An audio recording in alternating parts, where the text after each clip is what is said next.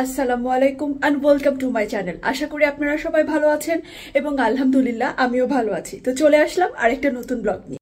আজকাল সবাইকেই দেখি বাসায় ফুচকা বানিয়ে খায়, তাই আমি চিন্তা করলাম আমিও আজকে বাসায় ফুচকা বানিয়ে খাবো। যদিও অনেকদিন ধরেই প্ল্যান করছিলাম, শেষ পর্যন্ত বানানো শুরু করলাম আর কি। যদিও ফুচকাটা বানাইনি, বাকি সবকিছু বানিয়েছি, ফুচকা বানানোর রিস্কটা আর নিতে পারিনি আর কি। তো চলুন তাহলে প্রথমে ফুচকার তেঁতুলের টকটা তৈরি করা যাক। তেঁতুলের টক তৈরি করার জন্য তেঁতুলের কাঠটা আমি আগেই বানিয়ে রেখেছিলাম, আর এখানে আমি আমার প্রয়োজন মতো পানি নিয়ে নিচ্ছি। একটু বেশি পানি নিয়ে নিচ্ছি কারণ তেঁতুলের টকটা আমারই খুব পছন্দ।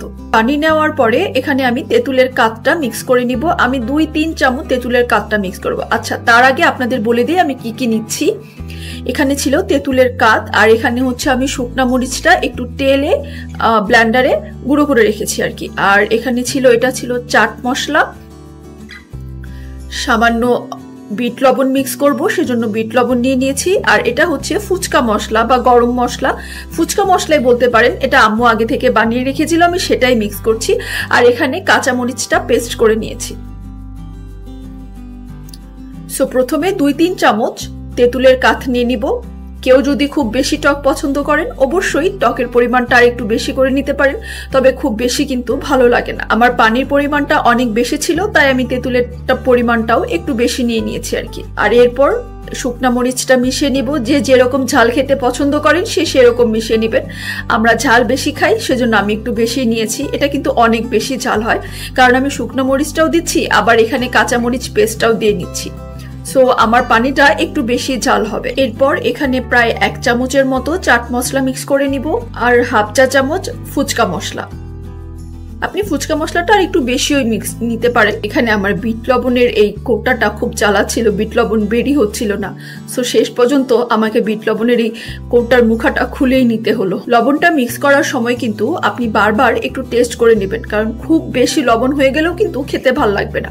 যেহেতু আমি এখানে সাদা লবণও ইউজ করব, সেহেতু খুব একটা বেশি বিট লবণ দিচ্ছি না। আমি মোটামুটি 1 চামচের মতো দিয়েছি। সাদা লবণটাও আপনি স্বাদ মতো দিয়ে নিবেন, আমি 1 চামচের মতো দিয়েছি। আর এরপর লেবুর রস দিয়ে দিবেন, সামান্য একটু ধনেপাতা কুচি ছিটিয়ে দিব, এবং যে লেবুটা আমি রসটা চিপে রেখেছিলাম সেই লেবুটা এখানে দিয়ে দিব। তাহলে লেবুর গন্ধটাও পানির মধ্যে ছড়িয়ে থাকে, তাহলে গন্ধও লাগে একটা সুন্দর খাওয়ার সময়। বাস তৈরি হয়ে গেল আমার তেঁতুলের টক পানি। এবার তেঁতুলের মিষ্টি পানিটা তৈরি করার পালা। মিষ্টি পানিটাও তৈরি করার জন্য আমি আগের মশলাগুলো ইউজ করব, তবে তেঁতুলের পরিমাণটা একটু কম দেব। আর এখানেও আমি পানির পরিমাণটা একটু বেশি নিচ্ছি। আপনারা যদি খুব বেশি টক বা পানি খেতে তেঁতুলের পানিটা খেতে পছন্দ না করেন তাহলে আর একটু কম নিতে পারেন। আমি দুটো পানি একটু বেশি করেই বানিয়ে নিয়েছি। এখানে আমি পুদিনা পাতা দিয়ে যে আমরা চাটনিটা তৈরি করি সেটা মিক্স করে নিচ্ছি। আমি পুদিনা পাতার চাটনি তৈরি করে কিউব করে রেখেছিলাম। কেউ যদি পুদিনা পাতার চাটনির রেসিপি জানতে চান তাহলে আমাকে কমেন্ট করে অবশ্যই জানাবেন, আমি আপনাদের সাথে রেসিপিটি শেয়ার করব। আর এটা যেহেতু একটু মিষ্টি পানি হবে, তাই আমি এখানে তেঁতুলের পরিমাণটা একদম কম নিয়েছি, মাত্র হাফ চামচ। এখানে ঝালের পরিমাণটাও একটু কম নেব। আসলে আমি এই মিষ্টি পানির টকটা আমার ভাইয়ের জন্য তৈরি করছি, আর সে ঝালও পছন্দ করে না, সে টকও পছন্দ করে না, তাই আমি এই পানিটা একটু বেশি মিষ্টি করে নেব। এবং লবণের পরিমাণ আগেরটার মতোই 1 চা চামচ করে দিব। ঝালের পরিমাণটা কমিয়ে দিব, টকের পরিমাণটা কমিয়ে দিব। ফুচকা মশলাটা আগের মতোই 1 চা চামচ, এবং চাট মশলাটাও আগের মতোই 1 চা চামচ। এবং চিনির পরিমাণ আমি এখানে প্রায় 2-3 চা চামচ দিয়েছি। পরে অবশ্য আমি আরো একটু চিনি ইউজ করেছি, কারণ আমার পানিটা খুব একটা মিষ্টি হয়নি।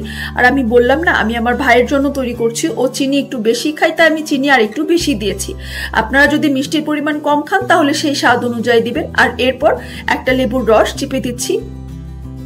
এটা কিন্তু খুব ভালোভাবে মিক্স করে নেবেন। কেউ চাইলে চিনিটা ব্লেন্ডারে গুঁড়ো করেও নিতে পারেন। ফুচকার পুরটা তৈরি করার জন্য আমি এখানে বড় বড় 5-6টা আলু ভালোভাবে বয়েল করে নিয়েছি। এখন এগুলো দিয়ে আগে খুব ভালো করে একটা ভর্তা বানিয়ে নিব, মানে আলুগুলো খুব ভালো করে ম্যাশ করে নিব, যেন আলুগুলো দানা দানা না থাকে। অনেকে এখানে একটু ছোলাও সিদ্ধ করে ইউজ করে, কিন্তু আমার বাসায় সেই ছোলাটা সবাই খাবে না বলে আমি ইউজ করিনি। আপনারা চাইলে একটু ছোলা সিদ্ধ করেও নিতে পারেন।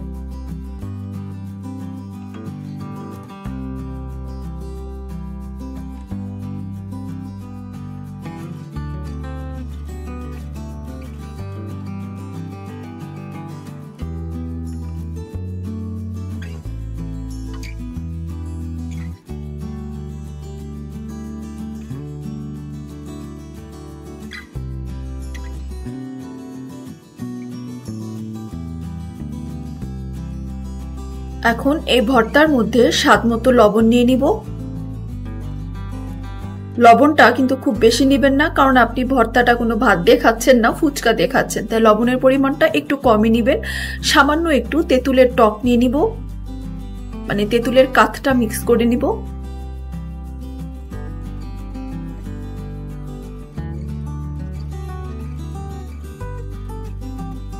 এক চা চামচের মতো চাট মশলা আর এক চা চামচের মতো ফুচকা মশলাটা।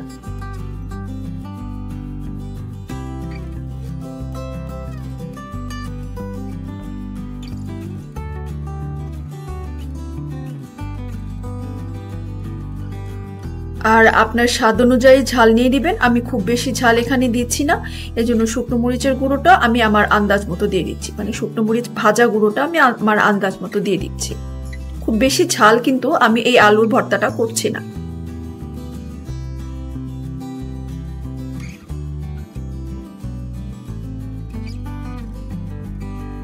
এখন খুব ভালোভাবে এটা মিক্স করে নিতে হবে, যেন সব মশলাগুলো খুব ভালোভাবে মিক্স হয়ে যায়।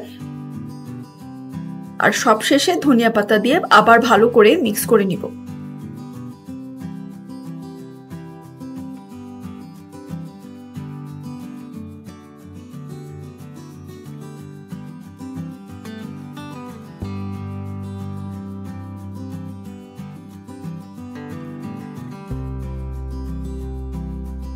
এবং সবশেষে আমি যে তেঁতুলের টকটা রেডি করে রেখেছি সেখান থেকে কয়েক চামচ এখানে মিক্স করে নিব। ভর্তাটা একটু নরম নরম হবে এবং এই তেঁতুলের টকটা দিয়ে দিলে ভর্তাটা আর একটু স্বাদের হবে, মানে আপনি ফুচকা দিয়ে খেতে অনেক বেশি মজা পাবেন।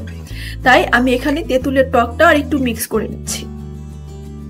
সবকিছু ভালোভাবে মিক্স করে তৈরি করে নিলাম এবং তৈরি হয়ে গেল আমার ফুচকার পুরের জন্য আলু ভর্তা। সবশেষে ফুচকাটা ভেজে নেওয়ার পালা। আমিও আগেই বলেছি আমি দোকান থেকে ফুচকাগুলো কিনে নিয়ে এসেছি এবং সেগুলোই আমি ডুবো তেলে ভেজে নিচ্ছি। ভাজার আগে তেলটা খুব ভালোভাবে গরম করে নেবেন এবং অবশ্যই এটা ডুবো তেলে ভাজতে হবে। আর ভাজার সময় খুব ভালোভাবে উল্টে পাল্টিয়ে দিবেন, যেন এক সাইডে বেশি লাল না হয়ে যায়, কারণ পুড়ে গেলে কিন্তু খেতে ভালো লাগবে না। এমন সুন্দর করে গোল হয়ে ফুলে গেলে দেখতেই তো ভালো লাগছে।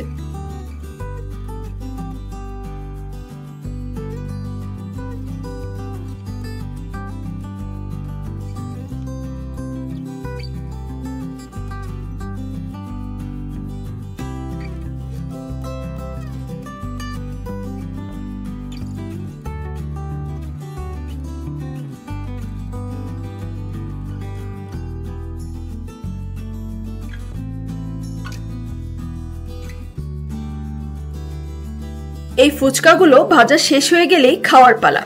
তার আগে বলে নিই, আমার এই রেসিপিটা যদি আপনাদের ভালো লেগে থাকে তাহলে একটা লাইক দিতে কিন্তু ভুলবেন না।